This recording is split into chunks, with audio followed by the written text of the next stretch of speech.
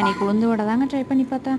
மாவை வந்துட்டு கொஞ்சம் கூட தண்ணி ஊற்றாமல் லைட்டாக கொரகொரப்பாக அரைச்சி எடுத்துக்கணுங்க.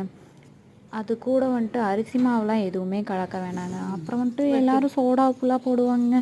சோடா உப்புலாம் எதுவுமே போட வேணாமாங்க. நம்ம நேச்சுரலாக சாப்பிட்லாங்க, அதுதான் நல்லது. சோடா உப்புலாம் போடாதீங்க.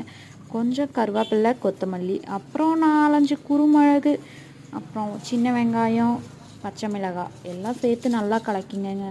இந்த உளுந்து வடையோட மகிமையே எதில் இருக்குது தெரியுங்களா? நம்ம போடுற குருமிளகுல தான் அடங்கியிருக்கு. குருமிளகு கொஞ்சம் நசுக்கி சேர்த்துட்டோன்னா ரொம்ப நல்லதுங்க.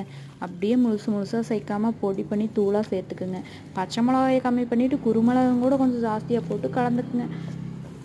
முடிஞ்ச அளவுக்கு வீட்லேயே சாப்பிட்றதுக்கு ட்ரை பண்ணுங்கள் ஃப்ரெண்ட்ஸ். செஞ்சு கடையில் மட்டும் வாங்கி சாப்பிடாதீங்க. டெய்லி யூஸ் பண்ணுற ஆயிலே யூஸ் பண்ணுவாங்க.